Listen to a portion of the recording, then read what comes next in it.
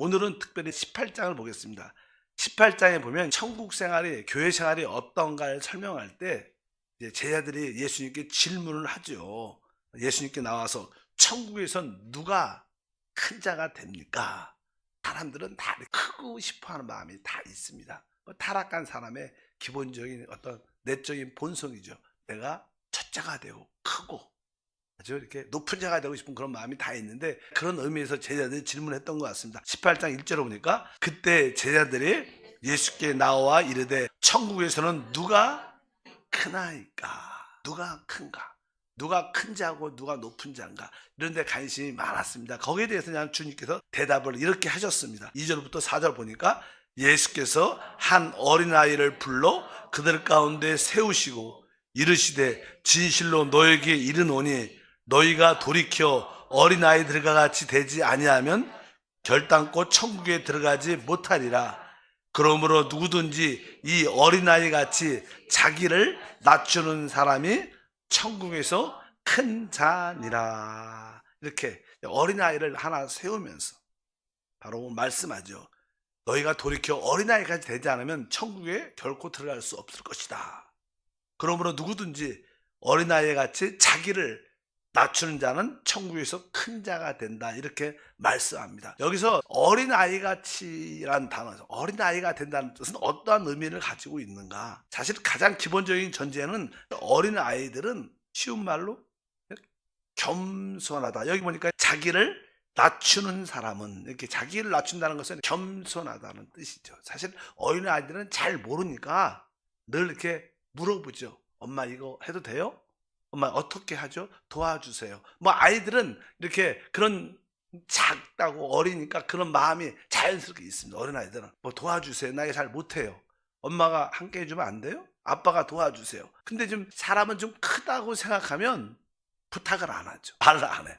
그래서 특별히 가정에서 어떤 일들이 있을 때 남편들은 자기가 크다고 생각하니까 아내에게 회사 일이나 어떤 어려운 일이 있을 때 말을 안 해. 왜? 자기가 크다. 그러나 사실 남편들 중에서 어떤 사람은 나는 좀 부족한데 그러면 아내하고 상의하죠. 이거 어떻게 이런 일이 생겼는데, 어떻게 보면 그게 더 좋은 것이고 어떻게 보면 그게 가정에도 천국이 임하는 겁니다. 사실 크다고 느끼면 어떤 거리감이 있게 되고 하나 되지 못하는 게 있는데, 일단은 어린아이처럼 자기를 낮추는 자, 우리가 겸손해야 된다. 이런 마음을 이해해야 된다. 그러니까 내가 큰 자인가 작은 자인가를 어떻게 알 수 있어요? 내가 남편이나 아내나 다른 사람한테 좀 교회에서도 어떤 일을 봉사할 때 목사님, 전사 장로님 이거 어떻게 하면 좋을까요? 난 잘 모르겠어요. 이렇게 좀 이렇게 물어보면 아주 되게 좋은 의미를 갖고 있습니다. 어린아이 같은 그런 의미를 많이 갖고 있기 때문에 우리는 사실 영적으로나 생활적으로서 가정에서 이 겸손하기를 배울 필요가 있는 줄 믿습니다. 어린아이 같다는 뜻은, 또 이 겸손하는 뜻은요, 이렇게 다른 사람을 말한 것처럼 이렇게 의지한다는 게 있어요. 종종 아이들은 오빠, 형, 나 좀 도와줘. 이렇게 그런 얘기, 다른 사람을 의지하는 그런 마음이 많이 있습니다. 교회 생활은 서로 이렇게 의지하는 것이 필요합니다. 뭐 저도 여러분이 필요하고, 또 여러분도 제가 필요하고, 여러분에게 교구장도 필요하고, 교구장이 여러분도 필요하고, 이렇게 서로 의지하는 그런 마음을 갖고 있어야 어린 아이처럼 천국에서 큰 자가 되는 그런 은혜가 함께 할 줄 믿습니다. 그래서 교회에 종종 거기 28장에 어떤 이야기가 나오냐면, 어떤 사람이 죄를 져요. 범죄를 했다면 그 사람을 어떻게 해야 될 것인가. 먼저 그 내용을 아는 사람이 불러서 성도님 이것은 합당치 않은 것 같습니다. 이렇게 말을 해갖고 돌이켜야 됩니다. 회개해야 됩니다. 그러시면 안 됩니다. 그러면 그것을 받아들이면 되는데 안 받아들여. 그러면 그 내용을 아는 두 사람과 앞에서 다시 한번 권면하고, 그래도 안 받아들이면 교회한테 말하라. 근데 교회한테 말하는데도 안 받아들인다. 그러면 아예 이방인처럼 아예 생각을 하라. 이런 이야기가 그 18장에 기록되어 있습니다. 18장 17절에 만일 그들의 말도 듣지 않거든 교회에서 말하고 교회의 말도 듣지 않거든 이방인과 세리같이 여기라. 그 당시 가장 사람들에게 모욕적인 말은 저 사람은 이방인 같아, 세리 같아, 아주 더러운 그런 뜻으로 쓰였던 말입니다. 이방인, 세리, 아주 경멸하는 그런 말인데, 이렇게 오늘 말씀해 보니까 그들이 교회의 말도 듣지 않거든 이방인과 세리같이 여기라. 그러니까 이 교회 안에서 어떤 질서 안에서 사랑 안에서 서로서로의 말을 들을 수 있어야 된다. 이렇게 권면하고 사랑으로 이렇게 말을 해주면 그것을 좀 받아들여야 되는데 안 받아들이는 사람들이 있죠. 교회의 어떤 권면이나 어떠한 사랑을. 그러니까 왜? 자기가 크니까 내가 다 알아. 뭐 그런 말 필요 없고 내가 알아서 해. 이런 것들이 되게 사실 영적으로는 무서운 거죠.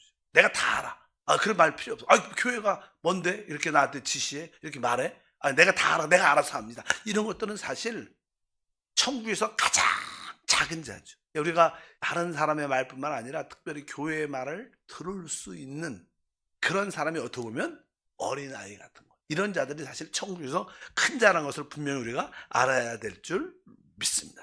또 어린아이의 특징은 무엇일까요? 어린아이들은요, 잘 울기도 하지만 이렇게 조금만 달래주면 금방 또 이렇게 웃어요. 그리고 이렇게 만약에 아이가 이렇게 맞았다, 맨맨을 맞았다, 이렇게. 응? 그러면, 아, 그래, 그래도 네가 잘못했으니까, 그러면 또, 네, 잘못했어요.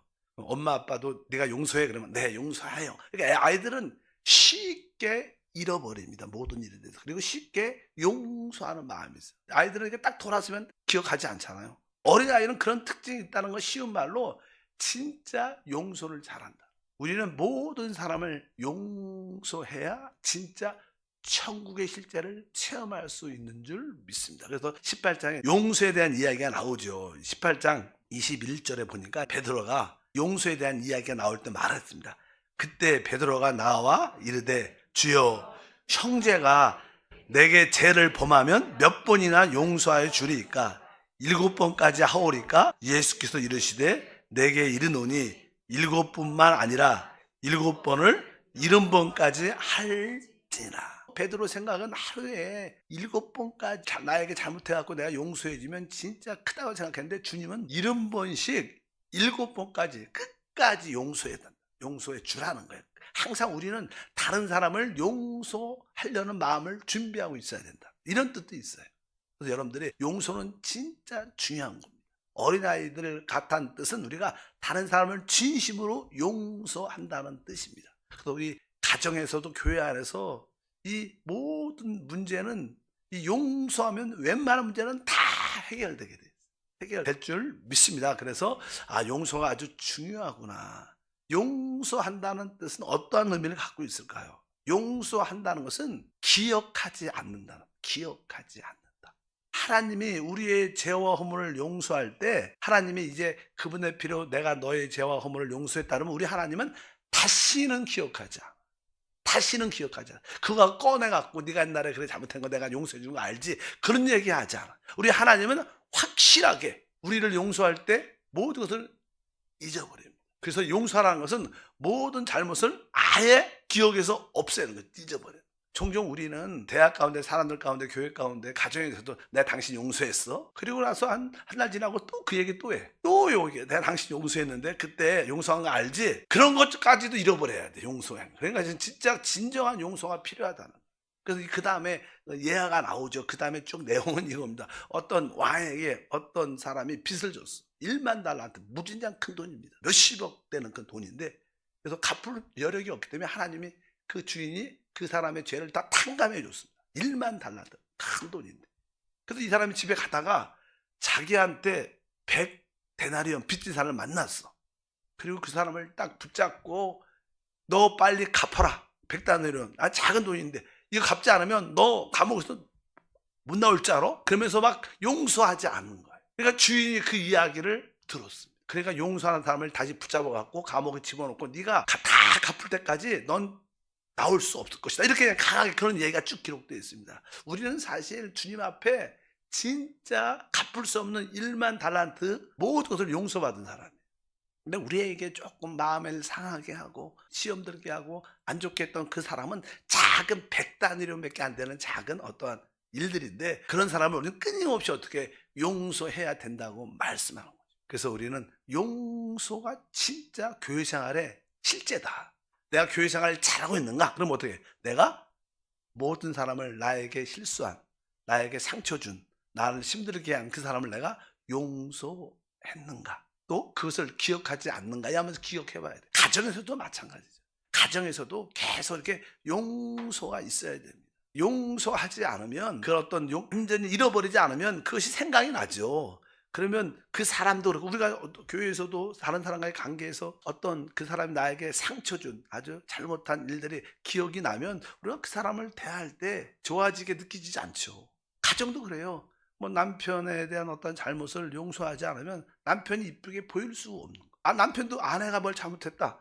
근데 그걸 용서 안 하고 기억하고 있다면 아내에 대해서 이렇게 사랑스러운 마음이 잘 안 나오죠. 일단은 우리가 참된 용서를 잃어버리는, 기억하지 않는 것이다. 이게 성경적인 용서입니다. 성경적인 용서를 여러분들이 가지시기를 바랍니다. 이번에 싹 지우자. 그런 마음이 있기를 바랍니다. 저는요, 제가 다른 뜻은 아니고 제가 기억력이 약해. 기억력이 약하다는 뜻은 다른 사람이 뭘 잘못해도 기억이 안 나. 그거 참 좋은 것 같아요. 그래서 그냥 뭐 그분이 금방 화를 내고도 이렇게 또 한 시간 딱 지나면 그 생각이 안 나니까 그냥 똑같이 웃으면서 이렇게 할 수 있는 그런 은혜가 있더라고요. 야, 그거 기도해서 응답받은 건가? 어쩌든지 여러분들이 기억하지 않는 은혜가 있어요. 용서가 진짜 중요하다. 교회 생활의 실제는 뭐예요? 용서고. 웬만한 문제는 가정이고 교회 생활이고 용서하면 웬만하면 다 해결됩니다. 다 해결돼요. 그래서 용서가 아주 중요하다. 우리 주님께서는 70번씩 7번이라도 아침에 잘못해갖고 용서하시고 또 11시 됐는데 또 뭘 잘못해서 그래도 용서하시고 3시에 와서 또 잘못해서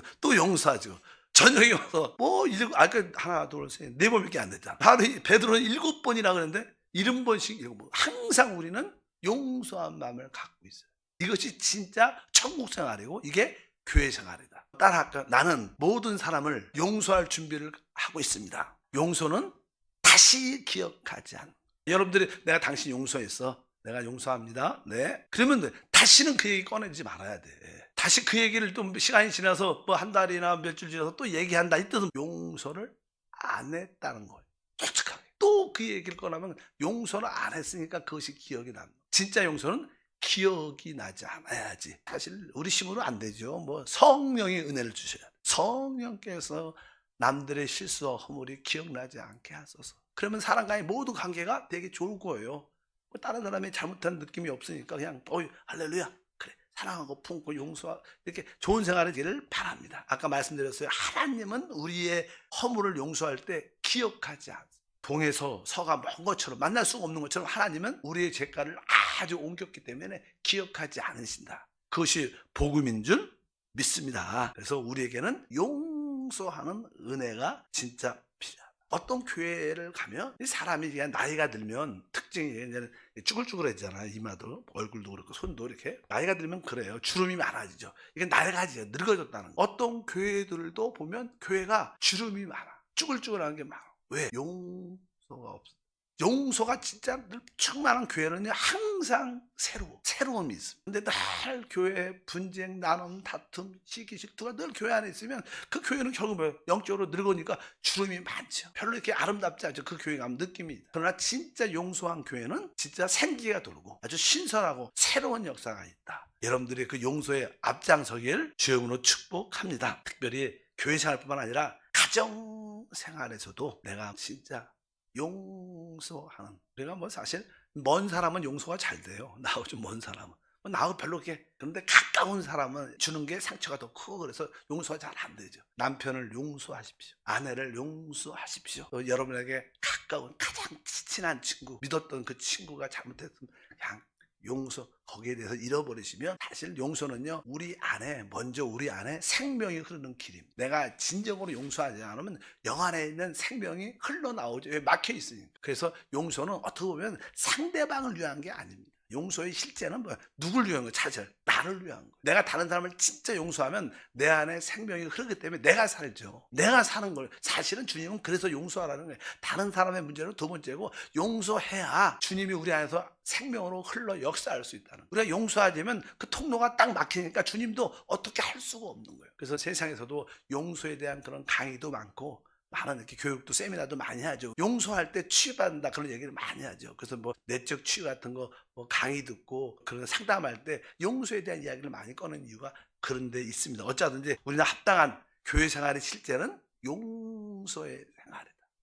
용서는 기억하지 않는 성령이여 나에게 진짜 용서의 실제를 갖게 하옵소서. 그렇게 기도하기를 바랍니다. 이제 19장입니다. 19장에 보면 합당한 교회 생활을 할 때 여기에 대한 어떤 바리새인들이 예수님을 시험하기 위해서 이혼하는 게 맞는가 이런 질문을 해요. 우리 먼저 19장 3절부터 6절까지 한번 읽어보니까 바리새인들이 예수께 나와 그를 시험하여 이르되 사람이 어떤 이유가 있으면 그 아내를 버리는 것이 옳으니까. 예수께서 대답하여 이르시되 사람을 지으신 이가 본래 그들을 남자와 여자로 지으시고 말씀하시기를 그러므로 사람이 그 부모를 떠나서 아내에게 합하여 그 둘이 한 몸이 될지니라 하신 것을 읽어보지 못하였느냐. 그런즉 이제 둘이 아니요 한 몸이니 그러므로 하나님이 짝지어 주신 것을 사람이 나누지 못할지니라. 바리새인들이 이혼에 대해서 주님께 질문을 하죠. 근데 주님은 그 이혼을 이야기할 때 처음 원래 창세기에 하나님이 이제 아담과 하와를 창조하시고 둘이 합하여 한 몸이 되라. 이런 원래 처음으로 돌아가는, 사실 처음으로 돌아간다고 해서 원래 이혼은 할 수 없다는 뜻을 가지고 있는 겁니다. 이게 하나님의 원래 뜻이니까 이혼을 할 수 없다 그런 이야기를 하죠. 그래서 하나님이 짝지어 주신 것을 사람이 나누지 못할지니라. 그 바리새인들이 나름대로 율법을 아니까 율법을 가지고 또 질문을 합니다. 그럼 모세는 이렇게 얘기했습니다. 그러면서 우리 7절과 9절에 여짜오되 그러면 어찌하여 모세는 이혼 증서를 주어서 버리라 명하였나이까. 예수께서 이르시되 모세가 너희의 마음의 완악함 때문에 아내 버림을 허약거니와 본래는 그렇지 아니하니라. 내가 너희에게 말하오니 누구든지 음행한 이후에 아내를 버리고 다른 데 장가드는 자는 간음함이니라. 모세가 왜 이혼 증서를 써주고 그 부인과 이혼을 허락하고 그 여자를 버릴 수 있게 했는가? 그러니까 주님이 말씀하죠. 모세가 너희의 마음의 완악함 때문이다. 사실 어떤 사람이 어떤 아내에 대해서 이렇게 이혼하라고 버리려고 작정을 했으면 사실 이혼하고 같이 사는 게 더 고통스럽고요. 아마 계속 푸시하고 폭력 쓰고 안 좋게 되니까 그 아내 입장에서는 더 사는 게 같지 않을 것 같아요. 보니까 왜 이혼을 허락했는가? 사실 우리 주님은 모세가 볼 때는 사람의 그 타락의 완악함이 있죠. 이혼을 하겠다 작정했으면 그 사람하고 같이 살 수가 없죠. 그리고 만약에 같이 있어도 계속 안 좋은 대접과 부당한 대우를 막 하고 폭력 쓰고 그렇다니까 그 아내 입장에서 배우자 입장에서 너무나 힘드니까 그럴 바에 아예 이혼 증서 써주고 그 여자를 자유케 해주라. 그러니까 뭐 다른 뜻이 아니라 그 사람을, 그 아내 입장을 또 남편 입장을 자유게, 진짜 자유게 해주려고 말하는 거예요. 그런 남편의 완악함 때문에 사는 것보다 아예 그런 의미로 이게 뭐니까 너희 완악함 때문에 버림을 허락했다. 그러면서 주님이 세게 말하죠. 음행한 이유로 아내를 버리고 다른 데 장가드는 자는 간음함이다. 그러니까 그냥 제자들 이 얘기를 딱 듣고 그러면 아예 장가 안 가는 게 낫겠어요? 결혼 안 하는 게 낫겠어요? 그렇게 그냥 말을 하죠. 뒤에 나옵니다. 그것은 스스로 고자된 사람도 있고 또 주님을 위해서 타원해서 고자된 사람도 있고 이런 사람이나 되는 거지 그건 아무나 되는 게 아니라는 거예요. 사람에게는 또 정욕이라는 게 다 있습니다. 이 정욕이라는 게 쉽지 않은 문제. 이게 보통 이 사람이 이 신체 안에 있는 사단의 생명은 이제 정욕과 욕심이 우리 안에 있죠. 근데 이게 보통 때는 발동을 안 하다가 발동을 하면 그 파워를 이길 수가 대부분 없습니다, 사실. 그래서 이렇게 여러 가지 문제들이 많이 생기잖아요. 그러니까 그것이 그런 분위기가 돼가 그런 정욕이 발동하면 대부분 사람들은 거의 그 강한 그 감정적인 요구 때문에 이길 수가 사실 없습니다. 그래서 아예 그렇기 때문에 선천적으로 아니면 내가 주님을 위해서 이렇게 그런 사람 외에는 이것을 이기기 쉽지 않다고 말씀을 하고 있어요. 그래서 어쨌든 여기서 말하는 것은 다른 뜻이 아니라 인간의 그 강팍함이 우리 안에 다 정욕과 성질의 강팍함이 있는데 이런 이야기를 하면서 여기서 그냥 말하는 주제는요, 교회 생활은 율법이 없습니다. 진짜. 우리는 교회 생활은 율법이 없죠. 우리의 율법은 그리스도가 율법이에요. 성령이 우리의 율법이죠. 사실은 그렇죠. 교회 생활은 이렇게 구약적인 그런 율법의 가르침은 없는 겁니다. 그러나 우리에게는 최고의 도덕성은 필요한 거예요. 보통 우리가 사람은 우리 사람이잖아. 우리는 다 인성이 있어. 하나님이 가장 싫어하는 죄는 뭡니까? 그것은 첫 번째는 우상숭배. 하나님은 우상숭배를 허락하자. 우상숭배하는 하나님은 심판하시. 두 번째는 도덕성이 없는, 도덕적이지 않고 이런 거 이렇게 간음하는 것은 도덕성이 없는 거죠. 그러니까 우리는 교회 안의 생활은 율법은 없지만 최고의 도덕성을 어떻게 해요? 우리가 유지해야 된다. 이런 마음을 우리가 가져야 될 줄 믿습니다. 그래서 어쩌든지 이런 이야기들은 대부분 이런 의미로 기억하면 됩니다. 교회 생활은 율법은 없지만 그러나 우리는 최고의 도덕성은 가져야 된다. 우리 주님은 그런 상황을 잘 아시죠. 요즘에는 뭐 일본도 그렇고 원래 그랬죠. 미국도 그렇고 그냥 한국도 그런 것 같아요. 요즘에는 젊은 사람들이 결혼하기 전에 동거하고 결혼하는 사람이 많아요. 저도 쇼크를 받았는데 실제로 그렇대요. 우리가 생각하는 것보다 훨씬 더 젊은이들은 그런 생각이 많아. 시대가 뭐 옛날 미국에서 드라마나 보면 실제로 그렇고 일본도 그렇고 유럽도 그런데 요즘에는 분위기가 그렇게 우리 앉아는 믿음 안에서 있으니까 그런 거하고 좀 거리가 멀죠. 서양 사람들은 그게 당연한 풍조처럼 이어져 있어요. 우리는 그런 시대에 살고 있지만 그래도 우리는 아주 뛰어난 도덕성을 가지고 살아야겠다. 이렇게 우리가 마음을 가져야 될 줄 믿습니다. 특별히 우리 남자들이 뭐 그렇고 뭐 새벽부터 이런 얘기는 그렇지만 우리 안에 있는 육체의 정욕은 되게 강한 겁니다. 나는 옛날에 신학교 때 어떤 펄시 콜레라는 주의 종이 있었어요. 그 사람이 내가 본 천국이란 책을 썼어요. 내가 천국 갔다 온 이야기 책을 썼는데 그때 쭉 읽어봤을 때 거기에 주님을 만나고 주님한테 질문을 해요.